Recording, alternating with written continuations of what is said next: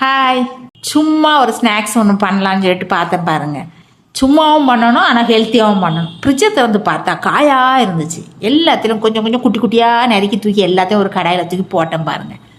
அது கூட மயனஸும் வச்சுருந்தேன். மயனஸ் உங்களுக்கு வேணும்னா எடுத்துங்க, இல்லைன்னா விடுங்க. அப்புறம் பாருங்க, ஒரு சின்ன துண்டு சீஸ் இருக்குல்ல, அதையும் துருவி போட்டேன். கொஞ்சமாக பன்னீரையும் துருவி போட்டேன். கொஞ்சமாக சில்லி ஃப்ளேக்ஸை தூக்கி போட்டேன். பெப்பர் தூளை தூக்கி போட்டேன். ஜீரகத்தூளை போட்டேன். கரம் மசாலா போட்டேன். அப்புறம் அந்த மயனஸை தூக்கி சுற்றி ஊற்றுனேன். தேவையான அளவு உப்பை தூக்கி போட்டேன். கொஞ்சமாக லெமனை தூக்கி புழிஞ்சு ஊற்றுனேன். கரண்டி வச்சு நல்லா கிளறினேன் பாருங்கள். வெஜ் ப்ரெட்டோ வீட் ப்ரெட்டோ ஏதோ ஒரு ப்ரெட்டு அதில் தூக்கி இதெல்லாம் கலவனதெல்லாம் தூக்கி கொஞ்சம் ஒரு பட்டரையும் தடவிட்டு அதையும் தூக்கி வச்சு ஏன்ட்ட அந்த மிஷின் இருந்து பாருங்கள், அந்த மிஷினில் வச்சு நான் எடுத்தேன். நீங்கள் வேணால் தோசைகளில் கூட வச்சிங்க. நைட்டு டிஃபன் வேலையும் முடிஞ்சுது. 5 நிமிஷத்தில் முடிச்சிட்டேங்க. 5 நிமிஷத்தில் முடிச்சிட்டேன்னா நீங்கள் நம்ப மாட்டேங்க. நம்ம காய்கறியில் கடக்கடான்னு வெட்டினோன்னா சட்னு முடிஞ்சிருங்க. இந்த மாதிரி மிஷின் இருந்தால் மிஷினில் வைங்க, இல்லையா தோசைகளில் போட்டு அப்படி இப்படின்னு திருப்பி போட்டு எடுத்தோம்னா டக்குன்னு வேலை முடிஞ்சிருச்சுங்க. எங்கள் வீட்டில் இந்த மாதிரி மிஷினில் போட்டோன்னா கொஞ்சம் மொரன்னு கருகி வேணுமா அவங்களுக்கு.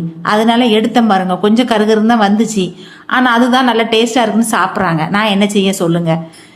உங்கள் வீட்டில் உள்ளவங்க எப்படி சாப்பிடுவாங்கன்னு கமெண்டில் சொல்லுங்கள். நீங்கள் என்னடா இப்படி கறி இருக்குலாம் நினைக்காதீங்க. எங்கள் வீட்டு ஆளுகளுக்கு இப்படி மொரமன்றது தான் பிடிக்கும். உங்களுக்கு பிடிச்சிருந்தா லைக் பண்ணுங்கள்.